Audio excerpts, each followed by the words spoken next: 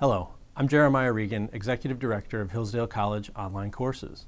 I'm joined by Sean McMeekin, the Francis Flournoy Professor of European History at Bard College. Sean McMeekin is the award-winning author of several books, including Stalin's War, A New History of World War II, The Russian Revolution, A New History, July 1914, and The Ottoman Endgame, War, Revolution, and the Making of the Modern Middle East, 1908 to 1923. And most recently of To Overthrow the World, The Rise and Fall and Rise of Communism. Professor McMeekin is also featured in Hillsdale College Online Courses' new documentary course, Marxism, Socialism, and Communism. Sean, it's a delight to have you back with us here at Hillsdale. Thank you for joining us. Well, thanks for having me back, Jeremiah. It's always great to be here. Lovely to hear. We like to do these live streams to give our students and our subscribers a chance to dig further into the concepts that we have covered in the course, to give you a chance to expound on the ideas you talk about, and to let you talk about your new book. So we're really pleased to have you here today. And I'm going to start you with a softball, very simple, easy question. Contrasting the American founding, which in the Declaration of Independence espouses some universal ideas, all men being created equal, having equal natural rights. And yet the Americans at the time of the founding believed that the form of government that a people determines is best for securing those rights is a decision left to those people, their particular habits, customs. I'm thinking of Federalist II and other examples where the Americans say certain characteristics suit certain forms of government to a certain people. The communists don't have those same beliefs. And so my question is, does the legitimacy of communism require that all nations adapt its principles and implement its forms? Does it require universalism to justify its existence? Well, thanks. That's a great question, Jeremiah. I'm not sure I'd characterize it as a softball. It's a really interesting way of looking at the problem, because the very premise of communism, as opposed to different strains and socialist or even anarchist thought, is that it is supposed to be universal in some sense. That is to say, it's internationalist. When the Marxists would have these debates, along with other socialists who weren't all necessarily followers of Marx, about how best to organize for, plan for, direct the inevitable, as they saw it, revolution. They argued about these problems. And the idea that Marx and his followers eventually tried to put in place as a kind of orthodoxy is that Marxism had to be internationalist. The class war had to be universal, that workers everywhere had brothers in other countries, whereas their, let's say, non-workers or non-proletarians in their own countries were not their brothers. So that they would organize these internationals, as they called them. The first was under Marx. The second one began in 1889 on the 100-year anniversary of the French Revolution. The third and most famous one was the one that Lenin organized after the Russian Revolution in 1919. And the idea was, in fact, to coordinate everything internationally with uniform doctrine and uniform principles. In practice, this never worked out very well. Even May Day, the most lasting creation of the Second International, for example, was not marked in the same way in every country. There were dramatic differences between the way, let's say, Germans might do it. They tended to work and then maybe get together and sing songs afterwards. In many countries, the workers would not go to work. Of course, they'd take the day off. Sometimes you'd have marches. Sometimes they might be more careful about marching because they were afraid of inciting police scrutiny and possibly a crackdown. And then even under Lenin's Communist International, sometimes called the Third International, while they did try to make doctrine uniform from country to country, inevitably they had to make certain compromises. And more to the point, there was an implicit recognition that despite the theory being that eventually the communist revolution would become universal and would engulf the entire earth, for the time being there was only one communist country, and that was Russia, or later the Union of Soviet Socialist Republics, and that in fact communists, while working for revolution in their own lands, must keep their primary loyalty to the Soviet Union and its foreign policy needs. So there was an implicit acceptance that despite these principles being universal in theory, in practice one had to make compromises and prioritize the needs of the first worker state, that is to say the USSR. Did the Soviets feel or perceive a burden as those who had begun the revolution, who had their eyes open to coax or drag along the rest of the world to encourage revolutionaries in other countries? They absolutely had this pretension, and in fact, they enshrined this in the conditions for membership in the Communist International. These were formulated and then adopted by communist parties in 1920 after the Second Comintern Congress. Some of the conditions were slightly ephemeral, relating to even certain individual names of the time that are now forgotten, but some of them were meant to be enduring. That is to say, the way in which you were supposed to organize and create shadow governments and plot to overthrow the governments all over the world. But in the end, all of them had to obey orders of a central authority in Moscow. This was called the Executive Committee of the Communist International, or ECCI.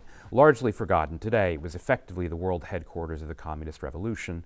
Almost invariably, its leading lights or its leaders would be members of the Russian Communist Party, although there were trusted members from other countries in Europe who would prove their bona fides, perhaps in action, perhaps by way of their writings, who were also then trusted members who might be dispatched as emissaries to other countries in order to spread the word and help to inform them of the latest doctrine, the line of the day, how were they supposed to proceed, how they were supposed to act. In practice, obviously, perfect obedience was impossible, but in fact, they were supposed to obey, and this was made quite explicit. Moscow held the purse strings, Moscow had the prestige, and so ultimately communist parties around the world were supposed to call themselves the section or the communist section of such and such country, obeying orders from the international headquarters in Moscow. And to extend the comparison or the contrast between the American idea and the Soviet idea, statesmen such as John Quincy Adams would, in speeches and in diplomatic interactions, say, America is the well-wisher of liberty everywhere, but the champion only of her own, implying that America was not going to intercede or even offer support, much less exert control over any nation that was attempting to emulate the American model. Would the Soviets, as part of the loyalty and adherence to their principles seen in other countries, require a certain form of government? Could a new Soviet, an emerging Soviet or communist regime play around with the way that their political structure worked, or were they following the model of Moscow? In theory, they were supposed to follow the model of Moscow. And in some ways, this was easier to enforce when the Soviets were the only communist country.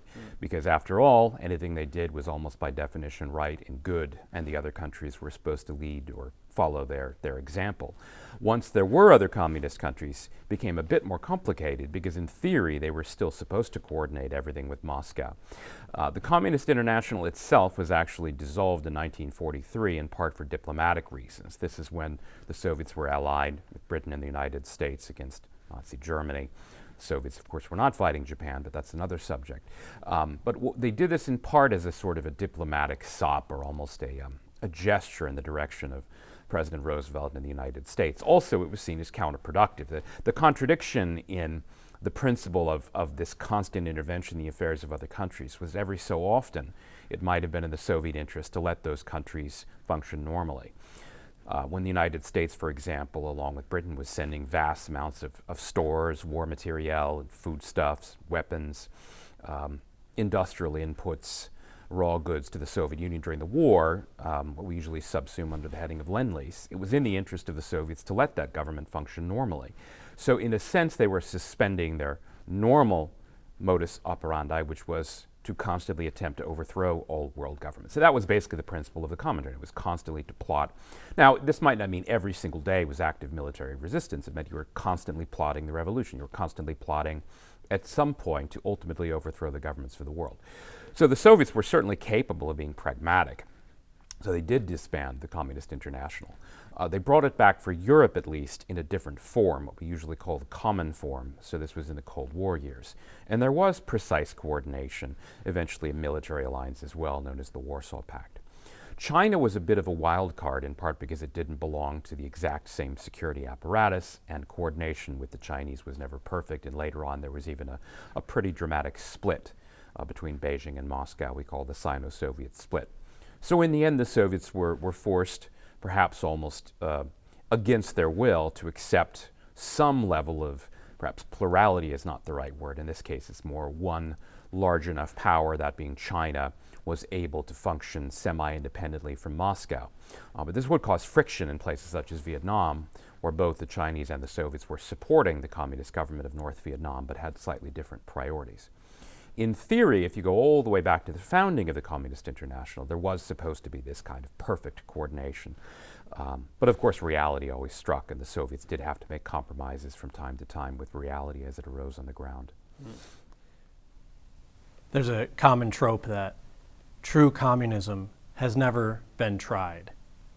Is there any validity to that trope, or has communism been tried and proved wanting?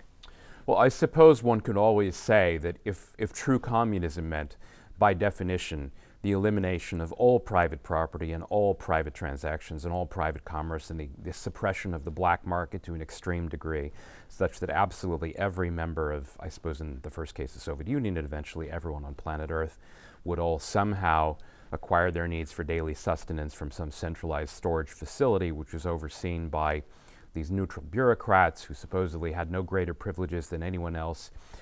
It's hard to imagine how that would actually function. Essentially, this would lead to not just economic collapse, but massive starvation. Now, the perfect form may never have been achieved, but there were certainly efforts to put it into practice. The extreme version of war communism, as they later called it, to discredit it to some extent, or say this maybe wasn't the real version.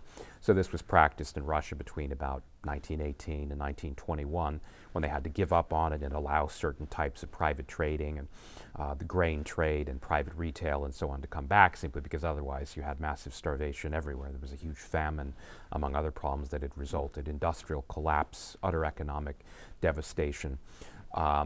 Under Stalin, oddly enough, despite the reputation of Stalin as being to some extent the most extreme or the most violent or the most aggressive with these 5-year plans and massive attempts to arm and so on, under Stalin, oddly enough, they actually did not go quite as far. Under war communism, they actually tried to abolish money. It turned out not to be practicable. And so under Stalin, they actually never did that. They accepted that they did have to use money for transactions, that they had to pay certain salaries and wages, and in fact, amazingly, they didn't pay the same wages to everyone. So there was even a kind of a failure to even pay lip service to the idea of equality. They would pay managers much more than engineers, who were paid much more than workers. There were later efforts in China, perhaps under the Great Leap Forward, the most extreme example, where they did try to nationalize agriculture. And some of this went right back to Marx's Manifesto of the Communist Party. He spoke of industrial armies in the countryside. He spoke of the idea of the state mobilizing labor, effectively slave labor, to perform all of the essential tasks of the economy. They tried. Perhaps they never got quite as close as they wanted to fully nationalizing every single aspect of life, after all, in a country of hundreds of millions of people.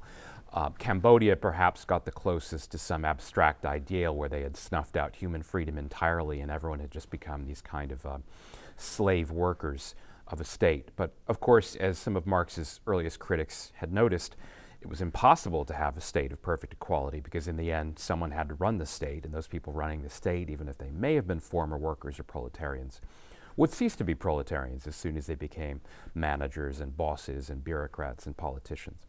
So in a certain literal sense, I think you could say that true communism has never been achieved, but I would disagree that it's never been tried. I think it has multiple times.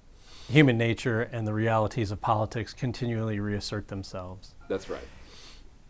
You make an interesting point in our documentary course, which students can check out at hillsdale.edu/Marxism, about the Great Leap Forward. You quote, and I don't remember the name of the individual, as saying, "We took a great leap forward and we broke our legs." I believe it was "we broke our bones." Broke our bones. Yes, the same quote. Which makes us wonder about the status of China today. And there was general agreement, but some disagreement on the particulars between our scholars in the course as to whether China is a communist society today. How did China recover itself after breaking their bones following the Great Leap Forward? Are they more communist now, less communist? Are they communist at all? What is the status of China today? Well, that's a fascinating question. I mean, even after they broke their bones in the Great Leap Forward, there was still the turmoil of the Great Proletarian Cultural Revolution, which spun on for several years and was never really finally disowned until almost the time when Mao finally died, about 10 years after it was launched in 1966. I mean, there were echoes of it already in 1965. But so China didn't recover right away. In many ways, she really didn't start to recover until the reforms under Deng Xiaoping in the 1980s, when at least certain experiments in a more private or a freer economy, or at the very least certain concessions in these kind of special enterprise zones were allowed and permitted. Western direct investment was allowed and permitted. A lot of it, of course, functioned via industrial espionage. There were a lot of ties to both firms and companies in Japan and eventually in the United States, a lot of technology transfer, a lot of spying, a lot of kind of stealing of industrial secrets and patents, and eventually China did adopt this hybrid model. At the time, curiously enough, they did not claim that they were adopting capitalism or state capitalism. In fact, a hot book in China in the early 80s among the party bureaucrats was, believe it or not, a biography by the late Princeton professor Stephen Cohen of the early Soviet theorist, bureaucrat, planning economist Bukharin. So Bukharin, who briefly had a moment in the mid-20s under the so-called new economic policy when the Soviets had begun to permit certain levels of private enterprise and private trading, again, just to get out of famine and to allow the economy to recover a little bit from the depths to which it had sunk. So Bukharin became, for a time, the poster child, as we might say today, of this new economic policy, the idea of a reformed communism, which did accept some role for limited-scale private enterprise while still under the all-seeing eye of the state, of the bureaucracy of the party. Lenin, for example, had said that we would allow this, but the commanding heights of the economy, foreign trade, heavy industry, war industry, anything that had to do with the military, as we call it today, military-industrial complex, would still be state-controlled and state-overseen. But certain less important sectors of the economy, perhaps elements of the consumer sector or even small-scale agriculture, this could be allowed to develop in a less overtly state-directed way. So they did begin experimenting in the 1980s, and these experiments eventually led to this hybrid model of some variety of semi-communism or state capitalism.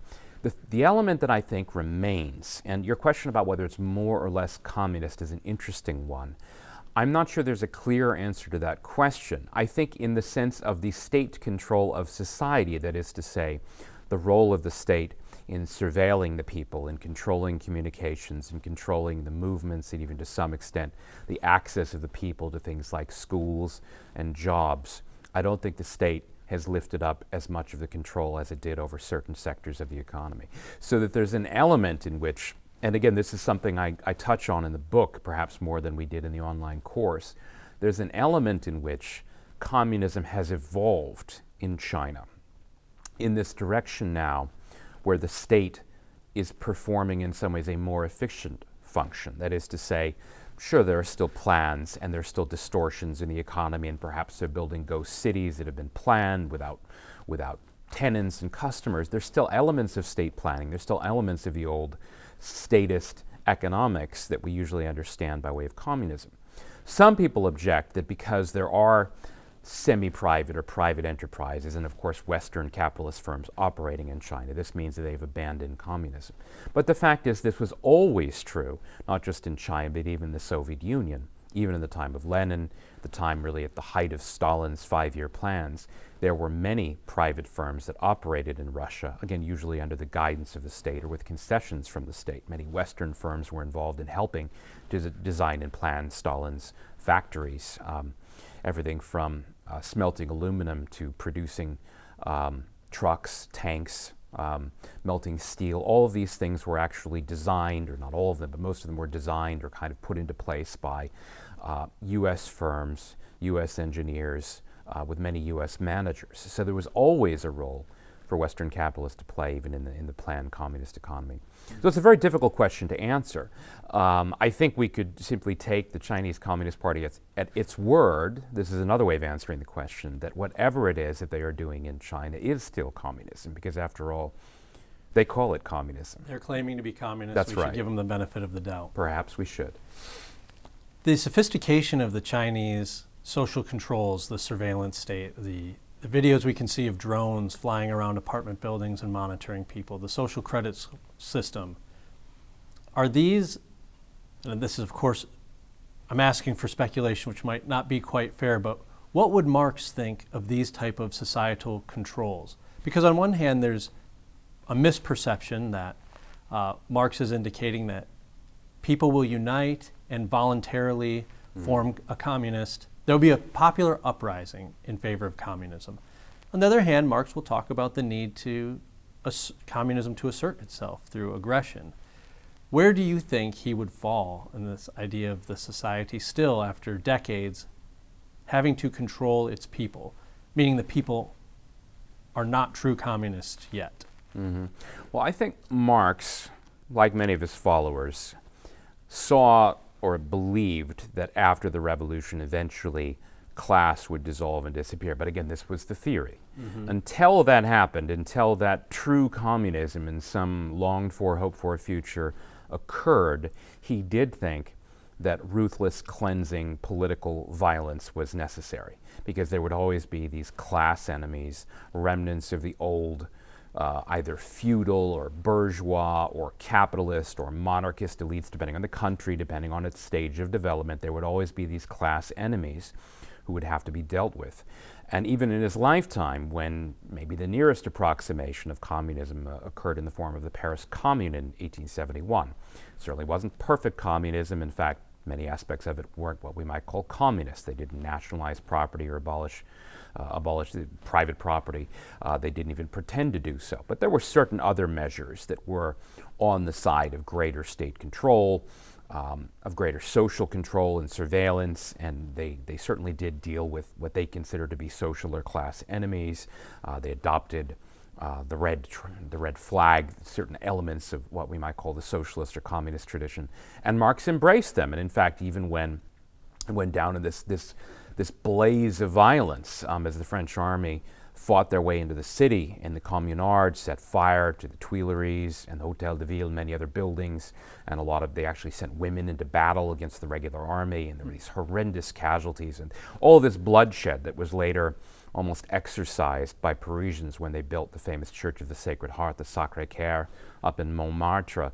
All of this violence Marx embraced and celebrated and endorsed. And he didn't do so subtly, he did so quite openly, saying this was all entirely necessary in order to advance the revolution forward. So I don't know what he might have thought specifically about, let's say, surveillance drones. But if they were performing a role in the class war, in helping to do away with or unmask class enemies in order to move the revolution forward, I think in some sense Marx would have approved. Certainly many Soviet leaders would have approved. I mean, they tried their own version of this. They didn't have drones yet, let's say in the 1960s and 70s under Brezhnev, but they did have these tiny pin-sized bugging devices that they used to listen in on private conversations, to try to invade people's space and learn what they were thinking or saying. They certainly tried the same level of social control to enforce compliance, social obedience, with a rather extreme version of what we now call a social credit system, with obviously the indoctrination of the young, people joining things like the Pioneers and the Komsomol, later, of course, the party. They accept that perhaps not everyone would be party members, but if you weren't, then you were almost inherently suspect. And so they have to make sure. They would force you to show up to meetings. You would have to vote. They would notice if you were absent. All of these ways in which you maintained your good standing with the state.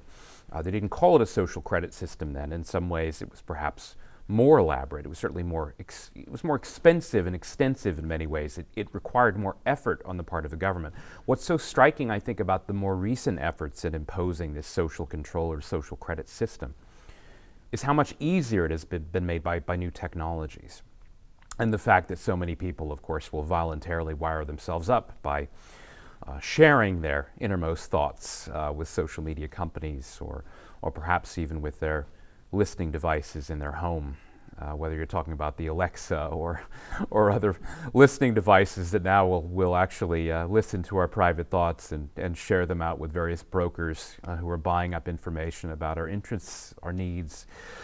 Perhaps in the US it's mostly the interests of consumers and capitalist advertising, but can very easily, of course, be turned against us in the same way that it is currently being done in China. Interesting that you mentioned that, because for some reason, and Facebook says it was a mistake, our Facebook page, the Hillsdale College Online Courses Facebook page, was taken down the day before our course, Marxism, Socialism, and Communism, debuted. We can only speculate as to why. They won't tell us, and they said it was a mistake. But it's interesting what these corporations, just like governments, can do. Plato had an answer for how you could institute communism in the Republic, and scholars debate whether he was offering this as a prescription or if he was trying to raise it as a caution, but he said, you need to take everyone over the age of 10 out of the city. Doesn't say how you do that, one can wonder, but the point being, all of the habits and the customs of the old society would need to go away in order to implement communism. You need to train the children, ages 10 and younger, in the new principles, the new regime, and that's the only way you could have a communist society take root. You have to extinguish the old. Has that been tried? Different versions of this have certainly been tried by communist regimes. Some of the orphanages in particular were quite notorious in places like Romania. And in fact, some of this goes back to the French Revolution. So many people were guillotined and, of course, lost their parents and then were adopted by the state. And there was even this idea that perhaps the state would better look after the, well, not the interests necessarily, but the minds of the children. And of course, we always hear echoes of this today, that maybe we shouldn't necessarily trust parents, that in fact, even in the United States, people talk about this, the importance of the schools and shaping the children and whether or not the parents should have a role. The communist governments, for the most part, if there's a balance between, let's say, the private sphere and the parents and the home and the state institutions, definitely fell down on the side of the state playing an all-pervasive role both in education and even in the case of these state orphanages, literally raising the children. There was an even more extreme version of this in China's great proletarian cultural revolution, and then of course most notoriously perhaps with the Khmer Rouge in Cambodia, where the state would literally arm children as these kind of class warriors, oftentimes even pre-teens. Children as young as perhaps 12 or 13 or even younger in some cases were actually armed by the state and encouraged to go around and effectively terrorize teachers, professors, suspect adults, class enemies, in some cases even their parents. Perhaps the most notorious Soviet example is the cult that was made out of Pavlik Morozov, someone who turned in his own father, and this is in the course of the collectivization period in Ukraine, we now call the Holodomor, terror, hunger, famine. The idea that a child was serving the higher interest of communism, of the state, by turning in their family members if they were somehow class enemies, or perhaps if they were hoarding grain or committing some other crime against the state. Now, it's never that they achieved a perfect version of this where they were able to, shall we say, indoctrinate all of the children in some centralized state school or orphanage. But there are always degrees of this, I think, in communist countries, because in general the idea was, of course, that if you are going to build this very well organized future society, that you could not trust people over a certain age, particularly those who had been, let's say, alive before the revolution. They didn't know all of the new holidays. They didn't know all of the new rules. They still had some of the old habits ingrained. In China, under the Great Proletarian Cultural Revolution, it was quite explicit. They talked about the four olds and how they all had to be destroyed, and all old culture and old habits all had to be destroyed. So at times they were quite explicit about this. At other times it was more subtle. But yes, usually you would have some idea that the state was supposed to take the children away, maybe not 24 hours of the day, but it was supposed to take them out of the influence of their parents so that they would learn the true way, the new way, so that you would have some variety of these youth organizations with uniforms. Of course, one could make a comparison and say that, well, in the US we had the Boy and the Girl Scouts, but the difference, of course, was that while there might have been a vision of the things they were supposed to learn and how they were supposed to live a good life, there wasn't necessarily a state ideology involved, whereas there was with the pioneers and the Komsomol and the Soviet Union.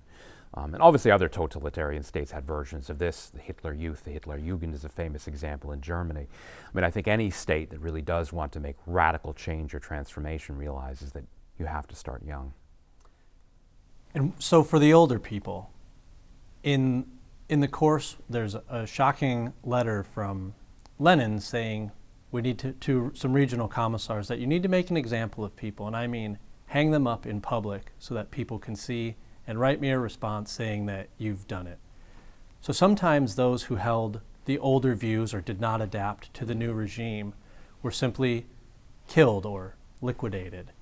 Others were sent to forced labor camps, re-education camps. Alexander Solzhenitsyn is an example. How were these decisions made? Who needed to be killed by the new regime, by the communists? Who needed to be re-educated? What were the prospects for re-educating an older person? Could they convert someone used to the old regime into an adherent to the principles of communism? Well, that's a very good question. In some ways, they didn't really try as hard as you might think to convert those older people, the class enemies, the ones with the benighted old views who might have been servants of the old regime, or perhaps bureaucrats under Tsarism, or perhaps merchants or landowners. They didn't really try very hard, to be honest. And in fact, some of them they were quite happy to allow to leave if they paid these kind of exit visa bribes and left the country. They obviously tried very hard to educate and indoctrinate the young. But as far as the rehabilitation aspect of forced labor, perhaps in some sense there was the idea that some of these people might eventually return and make some contribution to society.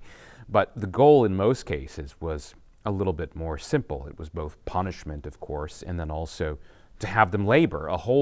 Whole sectors of the Soviet economy, things like gold mining, later uranium strip mining, public works projects, things like the White Sea Canal, things like the Moscow Metro.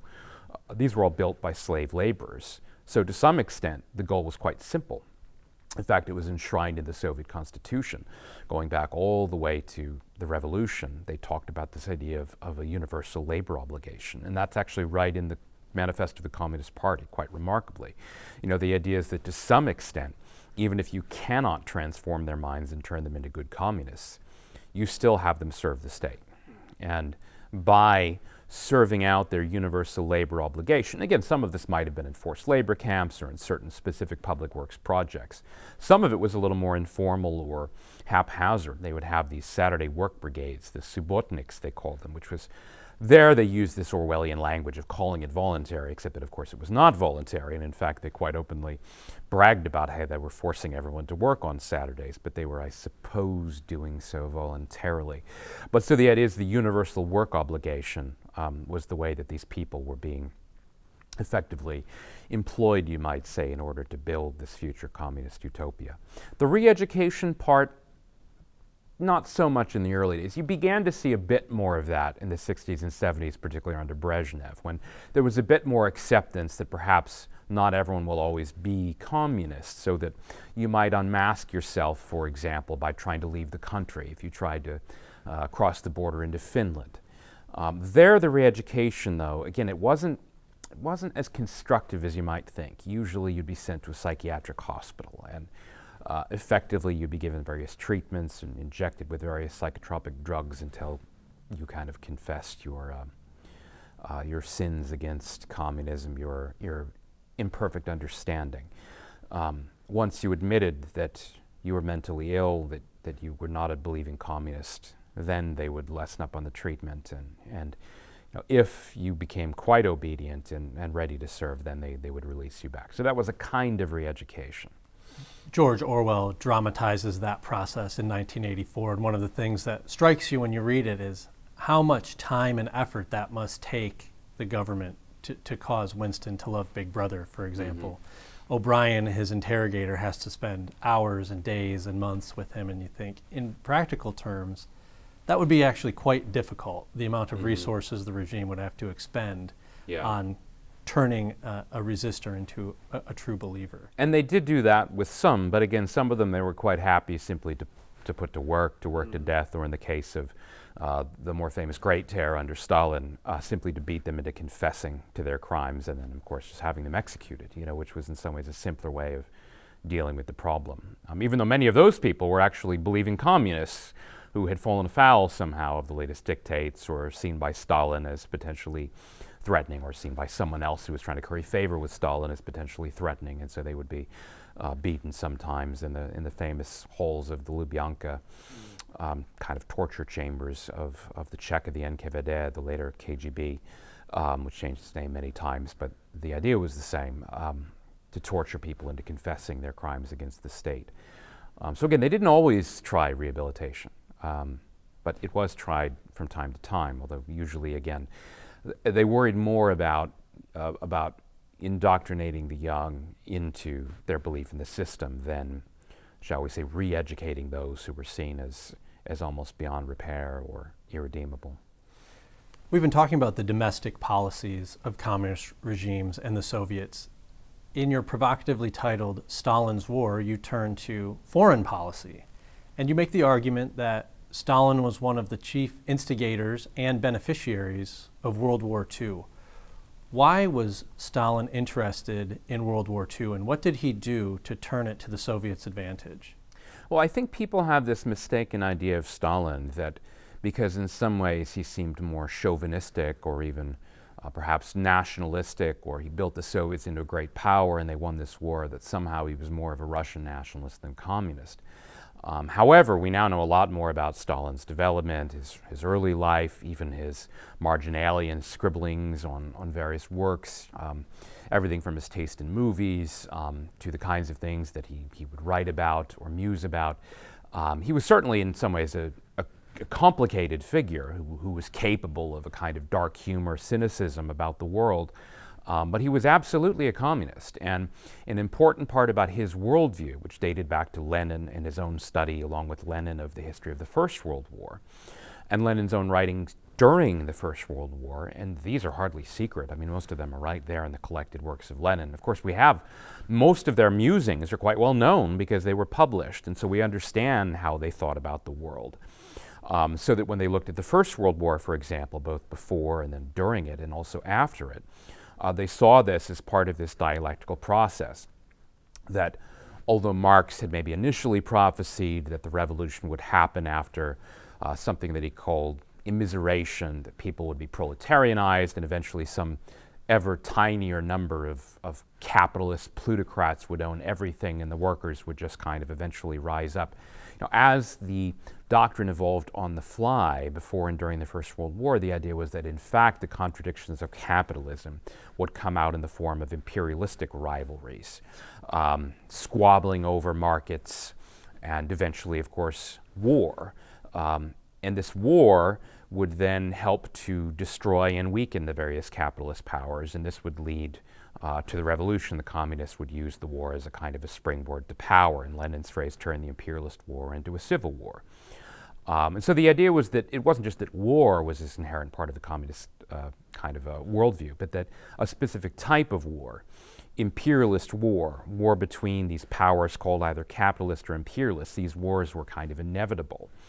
And the communists should in fact not try to stop them, rather they should try to promote them however they could, because these were the wars that would eventually enable communists to triumph.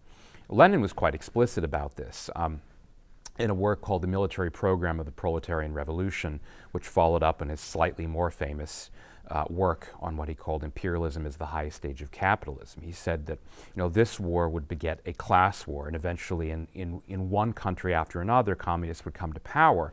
But so long as capitalists were still in power elsewhere, they would inherently be in a state of war with the communists. In some ways, this idea is not entirely dissimilar to the Islamic idea that there is a house of war and a house of peace, the abode of peace and the abode of war.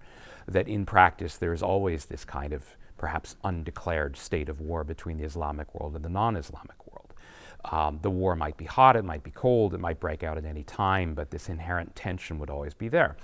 And so the idea was that the Soviet Union, as both the birthplace and as the leading communist power, must be prepared for war at all times, but meanwhile must be prepared to exploit these wars. And so instead of talking about, in the way that I think these Western historians project onto Stalin their own views, that yes, that the Soviets could have been part of some collective security arrangement against Hitler if perhaps leaders in France and Britain had not been blinded by anti-communist prejudice. There are historians who continue asserting this, again, projecting their own understanding of the world onto Stalin.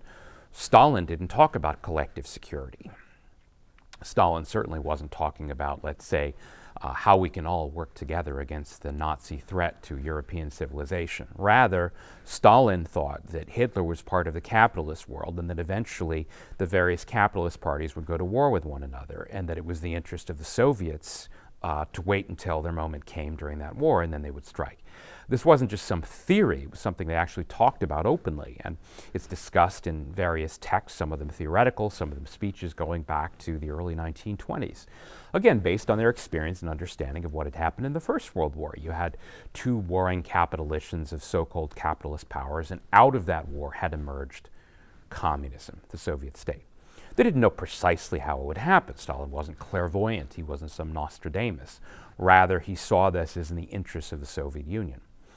So that by signing the pact, what we usually call the Molotov-Ribbentrop Pact, the aim was quite obvious. By almost encouraging Hitler to invade Poland, and the Soviets, of course, were going to invade Poland from the other side and divide Poland up. Stalin was hoping, again, he didn't know exactly what would happen, but he rather assumed it was likely that Britain, France, perhaps other countries would declare war on Germany. And if they did, then eventually there would be this devastating war between Nazi Germany and the Western powers, and the Soviets would be the beneficiary. Now, it didn't work out exactly as he planned. I mean, I shouldn't give the idea that, again, he was clairvoyant. He had this perfect strategic sense. In fact, he was quite surprised that Nazi Germany did so well in the early years of the war and did so well against their opponents, that in the end it was kind of more of a rout than it was a war of attrition like the First World War, at least in the early stages up to 1941. In many ways, you can actually see Stalin's vision playing out even more to design, you might say, in Asia, where he signs this neutrality pact with Japan in April 1941. And this is a way of putting both his own Eastern Front, the Far Eastern Front, on ice so that he can focus on Europe. But it's also explicitly designed to encourage Japan to cross swords with the United States and Britain in Asia instead. That, of course, would be in the Soviet interest. And then Japan and the other capitalist powers would fight it out and kind of destroy each other and weaken each other, and then the Soviets would eventually make their moves. It's actually a quite coherent strategy, which fits in very well, again, with both the worldview of leading communists and even in their statements and declarations dating back to the 1920s. It makes a lot of sense from the point of view, again, of a communist strongman. And it actually worked out fairly well, again, in some ways better in Asia than it did in Europe, where the very success of the German Wehrmacht in the early years against Hitler's opponents nearly destroyed the strategy, and then Hitler ended up invading the Soviet Union at a time when the Soviets were still vulnerable and weren't really quite prepared for war, at least not prepared enough. So Hitler's reversal and declaring war on the Soviets wasn't really that much of a reversal from Stalin's larger strategic view. If his goal was to have Germany and France and England and other capitalist parties fighting each other, it didn't really matter what side he was on as long as the capitalists were beating each other down. Right. How did Stalin fortify his position by keeping tabs on and influencing American policy?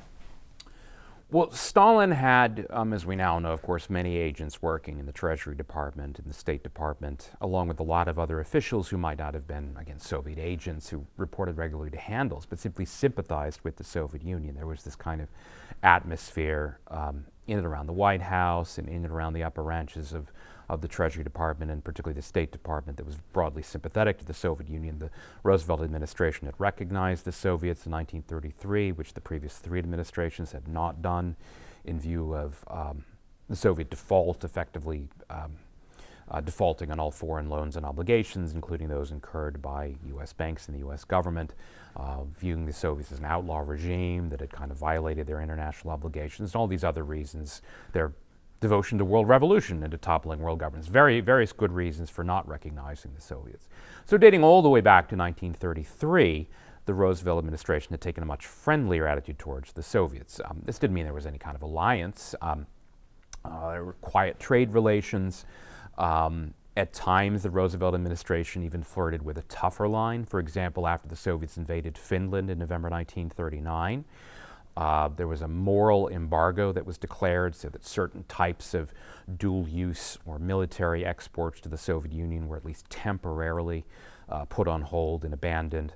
This policy was then quietly reversed in early 1941. What really is kind of remarkable if you trace the evolution of U.S. policy vis-a-vis the Soviet Union is that even despite the friendlier attitude of the Roosevelt administration, the Soviets still had to spy in the 1930s. They had spies, for example, across the sphere of what I call the U.S. aerospace. I mean, back then it wasn't so much space. We're talking more about aviation companies and firms, certain universities, certain engineering departments. The predecessors of McDonnell Douglas Aircraft, for example, Bell Aircraft, they had these kind of planter agents who had been burrowing their way into the U.S. defense establishment and trying to either kind of borrow or spy, or in some cases simply purchase patents.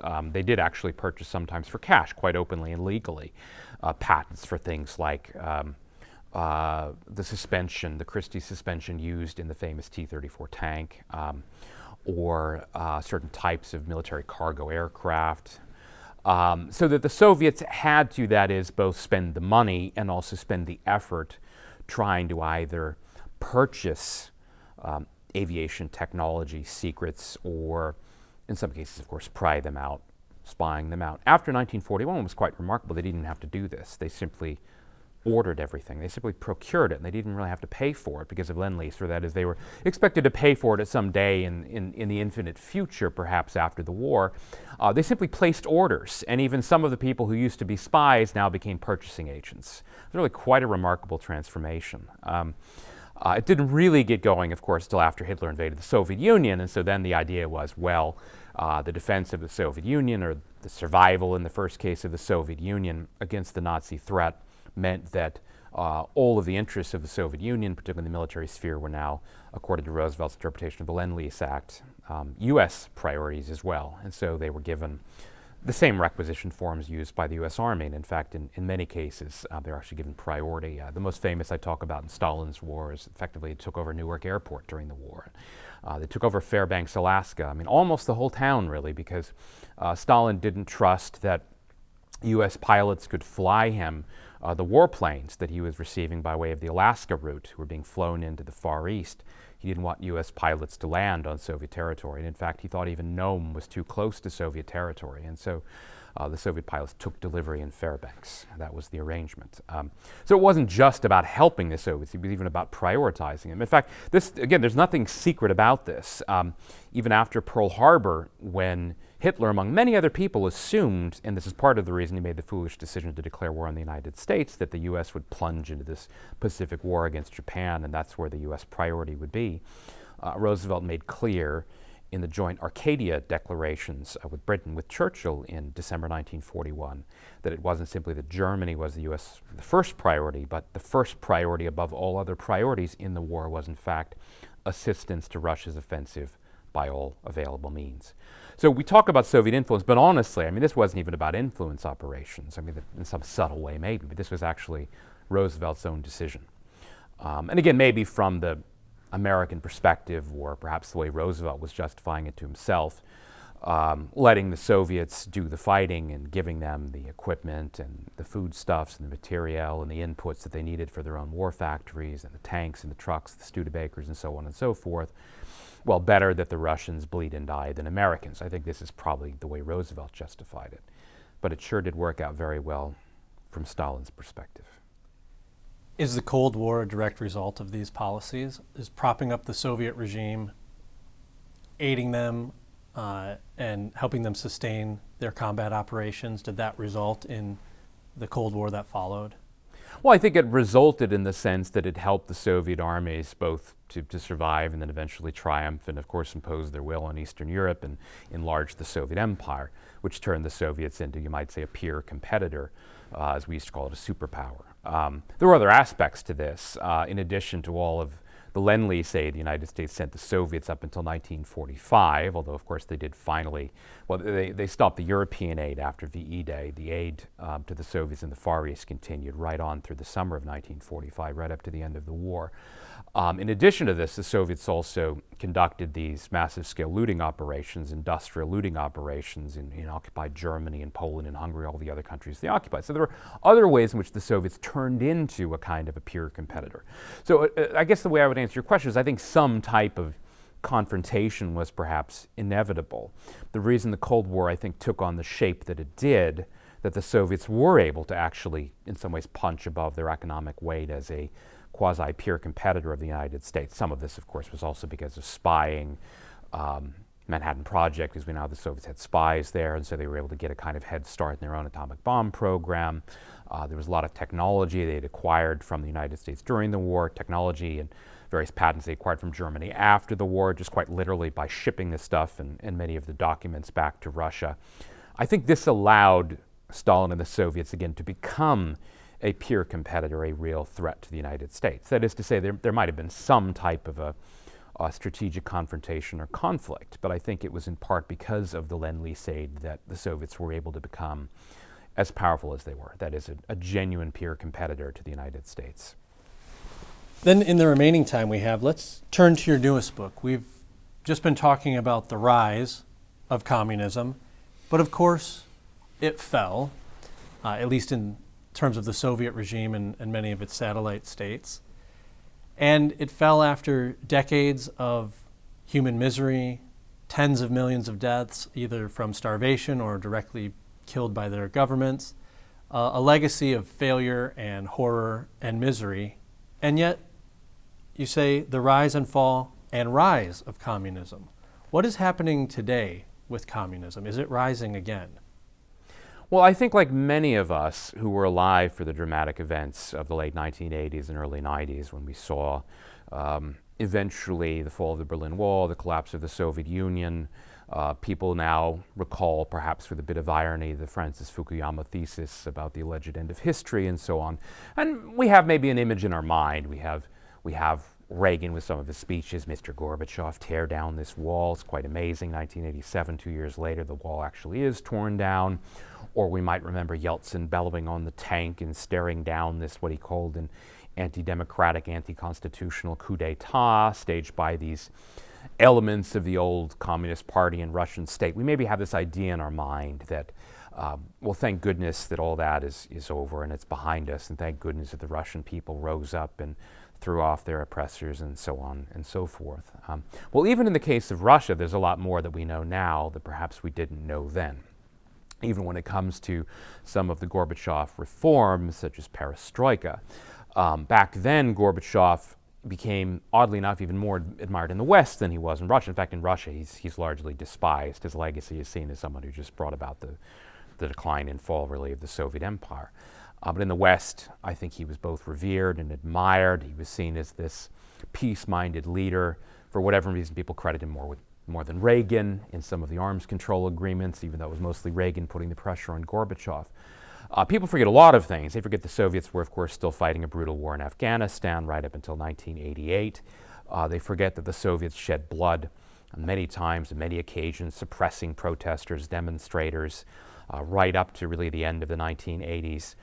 They forget that the point or the purpose of perestroika was not to liberate the Russian people, but to counter Reagan's arm buildup and the so-called Strategic Defense Initiative, that the Soviets in fact did conduct a massive arms buildup in the late 1980s. By 1988 and 89, that actually achieved a preponderance, a massive preponderance in production of all variety of armor, of everything from tanks to artillery. Even in certain range ballistic missiles. We know today Russia still has, of course, a very strong and powerful arsenal, biological warfare. Even things as basic as kind of just measures of the production of small arms. The Soviets were engaging in a massive arms buildup. And in fact, in this sense, if not in others, perestroika actually succeeded. Now, we know it didn't succeed in the consumer sector. We know that in many ways the Soviet economy was very weak. We know that the Soviets were suffering inflationary pressures by 1989. Gorbachev eventually had to come begging effectively for loans, for money from the West. And the Cold War did end very decisively in this sense. It's quite remarkable that you actually had Gorbachev in the end haggling over things like, we will withdraw our troops from Germany so long as the Germans help to pay for the new apartments back in Moscow. Soviet generals were accusing Gorbachev, this is according to Gorbachev himself incidentally, and we actually have the transcript, that he was selling off the Soviet Empire for Deutschmarks, or later on that he effectively offered to surrender in the Cold War for dollars. He was begging President Bush. He said, you spend all this money on the Gulf War. Why can't you spend a similar sum, for example, helping to bail me out from my problems in the Soviet Union? And Bush was so embarrassed by this request that he turned crimson red. It was quite a remarkable fall from 1985 when at the first summit, Gorbachev in Geneva, with Reagan in Geneva, Gorbachev is talking about SDI and he's saying, we will build up to smash your shield. And 4 or 5 years later, again, he's begging for loans and he's begging for help. What some people forget about all of this is that despite Gorbachev's, I think, incompetence, in many ways he was simply incompetent, and that's part of the reason Russians revile him today. Again, the Soviets had succeeded in this arms buildup. Yes, they were suffering casualties in Afghanistan. The U.S., of course, aiding the Mujahideen there.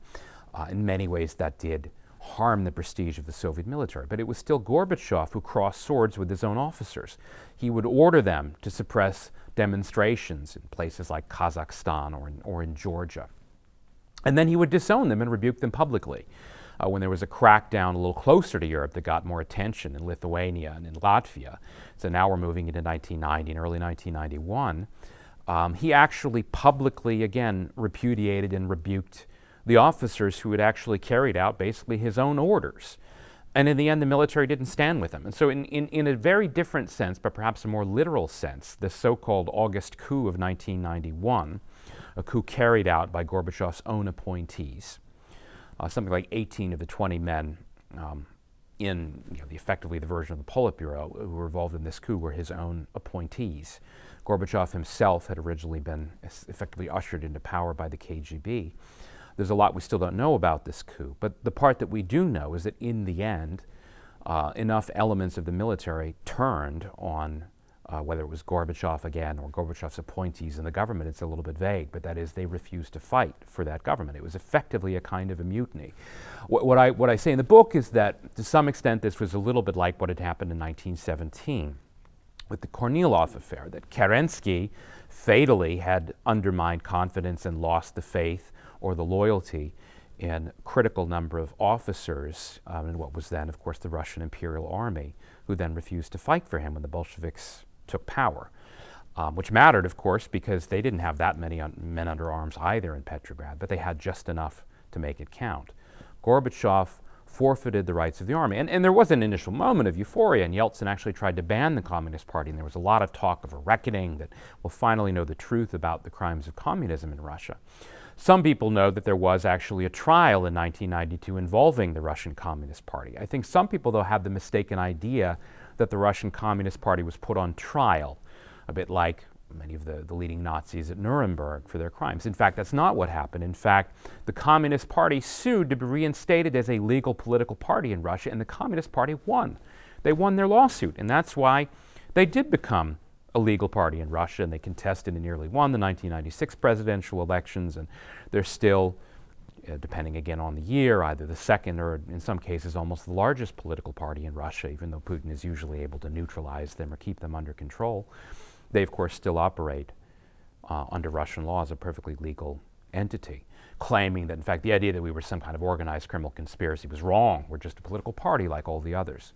China is a more obvious example where we should have known as early as June 1989 with the Tiananmen Square massacre that the communists were still in power. They were still in the saddle there, and they were still willing to deploy the type of directed political violence that in the end Gorbachev shied away from.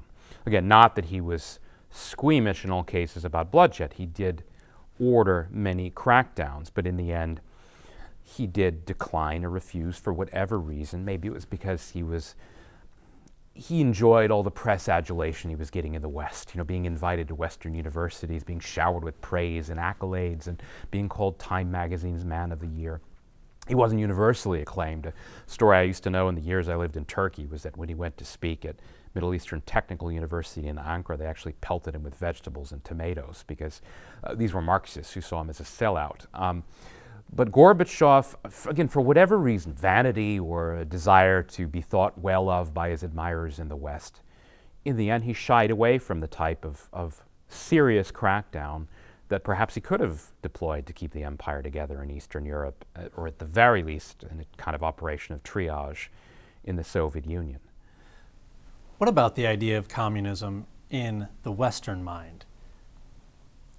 Occupy Wall Street, Antifa, other movements that claim some of the principles of communism here in America and in other Western countries. Do those have strength? Do they have endurance? What's their influence like in the West today?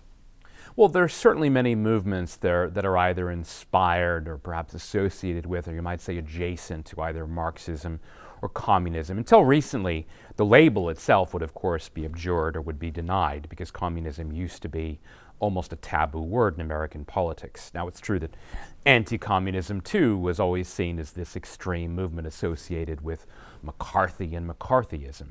But at the very least, even though many liberals said, oh, well, the anti-communists went too far and violated civil liberties, they too at least had come to agree during the Cold War years, and it was a bipartisan consensus in Washington certainly, that even many liberals said, well, look, we are liberals, we're not communists.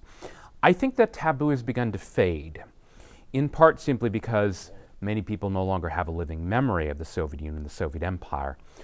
They know that China is nominally communist. They know that Vietnam is nominally communist, as is Laos. They know that Castro continued to toddle on in Cuba, and later Raul Castro, his brother. They know that, perhaps they don't know, that Cambodia is actually still largely ruled by the Communist Party, even though they actually did bring back the monarchy in the early 1990s. They know these things, but they think they're not really relevant. That China seems more like a state capitalist or hybrid capitalist type of country than a communist one, even though the communists are still in power there. So I don't know if anyone endorses communism. Well, some people do. It's a minority who would actually openly say, yes, we are advocating endorsing communism in the West. But certain ideas, which were, I think, particular or even important to the faith or even the doctrine, even sometimes the political program of the communists, even going back to, of course, progressive taxation and certain elements of state intervention or control in the economy, or price controls, which people talk about. Obviously, there are elements of the communist playbook that people might piecemeal select one or the other. I think in some ways, though, the danger, or at least the more serious prospect many of us has to face. I don't think anyone in the West is going to bring back, let's say, the Soviet Gosplan or Komikon, this full-on state planning model for trying to pretend to control the entire economy and plan the production of every possible industrial and manufacturing good and widget, and full-on state control of agriculture and the abolition of private property. I think even in China, the party has realized that that version of communism doesn't work very well and is frankly impracticable. No matter how hard you try, there will always be a black market. You simply need these things to survive. Rather, the elements of communism that seem to work are the elements of coercion. The social credit system we were talking about earlier, elements of surveillance, of keeping people in line, making sure that people don't become any type of an active threat to the powers that be, in the case of the United States, to the large corporations, in addition to the government.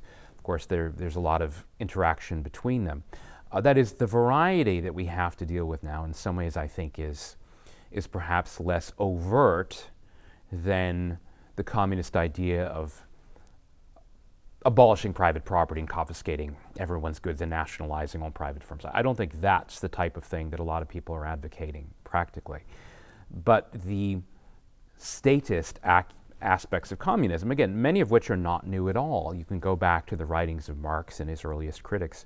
Bakunin is this example, this Russian anarchist who crossed swords with Marx over the Paris Commune, over Marx's domineering and authoritarian rule of what was then called the First Working Man's International Association. He intuited right away what this meant. Look, to plan the economy, or to do any of these things that you say will entail communism, you're going to have an all-powerful state, or what he called statism. And this state is going to employ some variety of all-seeing bureaucrats, intellectuals, some variety of Plato's would-be philosopher kings who have been anointed, the party leaders, the planners. Maybe in the United States we talk about the administrative state, and they are going to oversee everyone else, and they are going to try to tell everyone what they can do and what they can say. And I think it's that aspect of communism, the subtler aspect, but the aspect involving surveillance and censorship. I think that's what we're seeing a lot more of in the West today. Certainly we saw it in China. I mean, we imported many of these controls quite directly from China during the COVID period. Everything from forcible quarantines to restrictions on travel and movement, and of course even employment. In some cases specifically related to the vaccines, in other cases related to what people were allowed to say on YouTube or on X, which was then still called Twitter, social media communications, that there was this crackdown on certain varieties of speech that were seen as threatening to, it wasn't always just the government, again, it might have been to the profit margins of Pfizer or various powerful corporations and their sweetheart deals with various Western governments. What was kind of amazing about that period, there's this quote which I cite in the book of Neil Ferguson. I should specify this is not Neil Ferguson, the Scottish-British historian of the Hoover Institution, who's a very different Neil Ferguson, and I don't want to associate any smears with his name, and I'm talking about the alleged epidemiologist Neil Ferguson, whose models for, again, these kind of inflated COVID death counts were used to justify these extreme coercive measures back in 2020, 2021, right on to 2022 in many cases. He actually said, at first we didn't think we could do it. We think these were things they did in communist China. And we tried it out in Italy and we realized we could. And then they did. And we're all, to some extent, still living with the aftermath of the consequences. Some of us still living in shock over what happened in this country, to so many countries in the West, most of which, fortunately, has now been abandoned. But the example is still there, this example of the state effectively trying to coerce, control, lock people in their homes, tell people where they're allowed to go, what they're allowed to do, what businesses they're allowed to operate. That was probably the closest many of us will have gotten to a more coercive version of statism or communism, again, whatever one wants to call that. And we hope that we don't have to endure that sort of thing again. Well, thank you for the work that you are doing to educate Americans and people all over the world about the history of communism and helping us think about the ways that some of these principles and practices might be at play today. Students and viewers, thank you for joining us today. To view our course on communism, go to hillsdale.edu/Marxism or click the link in the description. Also in the description will be links to Professor McMeekin's books. Professor McMeekin, thank you for joining us. Thanks for having me, Jeremiah. It was a great pleasure.